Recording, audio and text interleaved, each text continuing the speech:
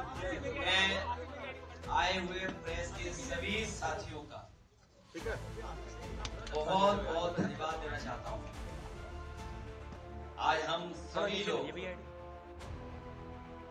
लोकनायक जयप्रकाश जी को याद कर रहे हैं उनकी जयंती पर, और ये भरोसा दिलाते हैं कि जो लोकनायक जयप्रकाश जी के नाम पर सोशलिस्ट म्यूजियम बना था, JP-NIC की जो सबसे सुंदर बिल्डिंग बनी थी, भारतीय जनता पार्टी कितना भी छिपाना चाहे और कितना भी पुलिस लगा करके अपनी नाकामी को छिपाना चाहे, आज के दिन जयप्रकाश जी को याद करते हुए जयंती के दिन हम लोग संकल्प लेते हैं कि JP-NIC को हम लोग बिकने नहीं देंगे।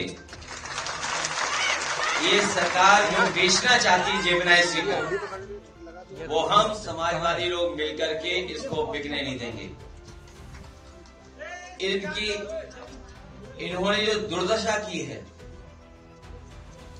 जयप्रकाश जी देश के उन नेताओं में हैं जिन्होंने सामाजिक परिवर्तन के लिए, राजनीतिक परिवर्तन लाने के लिए, समाजवादी आंदोलन को आगे बढ़ाने के लिए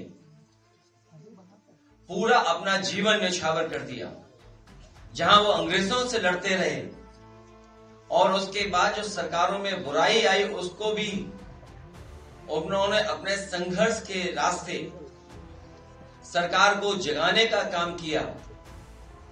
और उस समय की सरकार जो ये समझती थी कि सरकार नहीं हट सकती, जयप्रकाश जी की क्रांति ने, संपूर्ण क्रांति के आह्वान ने उस सरकार को भी हटाने का काम किया।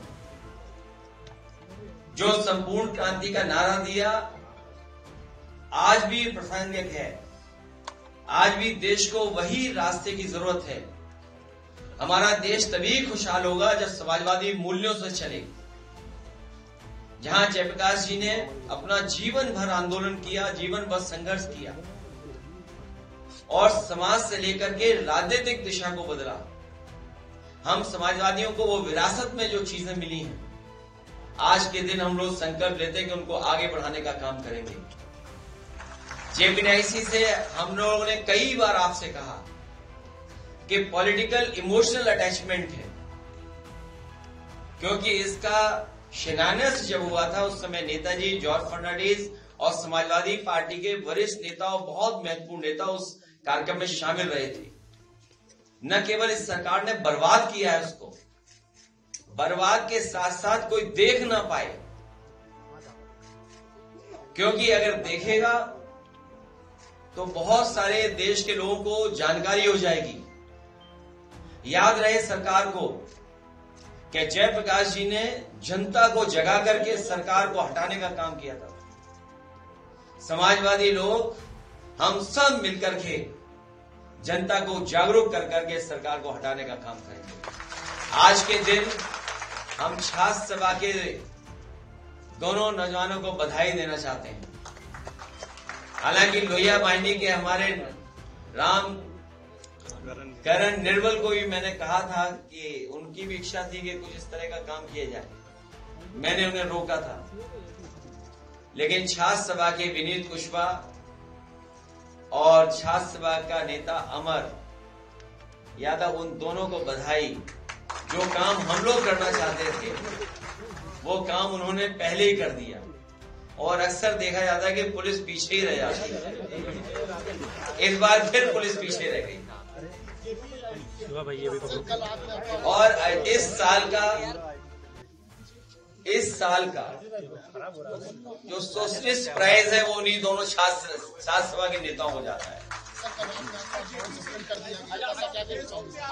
नहीं, वो प्रिंट आउट देना मुझे जरा। अखिलेश जी, बड़ी पहरेदारी है, सरकार रोक रही है आपको। कोई पहरेदारी नहीं है, कोई पहरेदारी नहीं है। अभी लो, मैं प्रिंट आउट वो देना मुझे, कॉपी, प्रिंट आउट की कॉपी पड़ी होगी तो देखिए।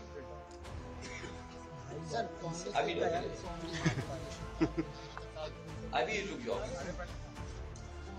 मुझे जानकारी बाद में मिली कि हमारा अकाउंट ब्लॉक कर दिया गया, सस्पेंड कर दिया गया। और जो आप लोगों के माध्यम से जानकारी मिली और जो आज कागज पे मुझे जानकारी मिल रही है कि उस पर कुछ ऑब्जेक्शंस था, और जो ऑब्जेक्शंस ये दिए गए कि adult sexual exploitation and violence की शिकायत है। हमारा अकाउंट नहीं, ये हमारे पत्रकार साथी जानते होंगे। अनऑफिशियल भी ये बात आपको कही गई थी कि अनऑफिशियली अभी आप लोगों को, मुझे लगता कि विभागों से जानकारी मिली थी कि जो आपके चेहरे पे मुस्कुराहट ये बता रहे कि आपको पहले ही पता था कि एडल्ट सेक्सुअल एक्सप्लॉयटेशन वायलेंस। तो मैंने जानना था, जब मुझे पूरी रिपोर्ट मिली, उस रिपोर्ट में जो पोस्ट हुए हैं, बलिया की एक घटना है जहां पर एक युवती को लेकर के पोस्ट हुआ था, और वो सच्ची घटना है क्योंकि हमारे सांसद जी बगल में खड़े हैं। और सबसे महत्वपूर्ण एक और है, एक पत्रकार की हत्या, उसको लेकर के जो ट्वीट किया था मैंने, उसमें जो लिखा था मैंने, वो ये लिखा था कि एक पत्रकार की हत्या, पत्रकार पर दबाव बनाना, पत्रकार को महीना बांधना,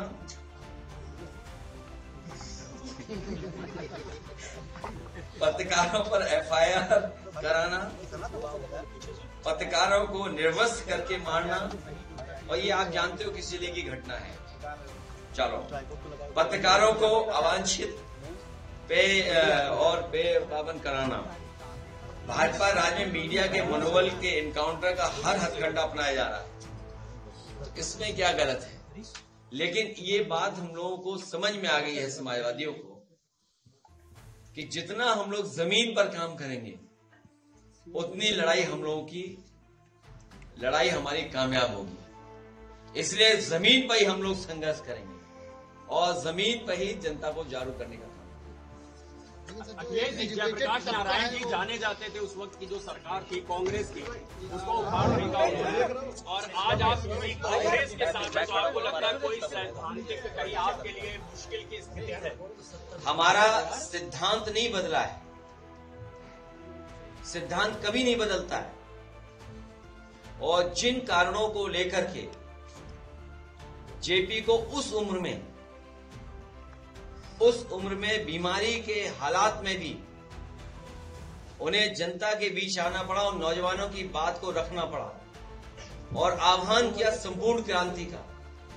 वो परिस्थितियां आज भी हैं, बढ़ती हुई महंगाई, बढ़ता हुआ भ्रष्टाचार और किसी को भी किसी संस्था से न्याय न मिलना, सरकार की नाकामी और सरकार जनता से दूर जाती जा रही है।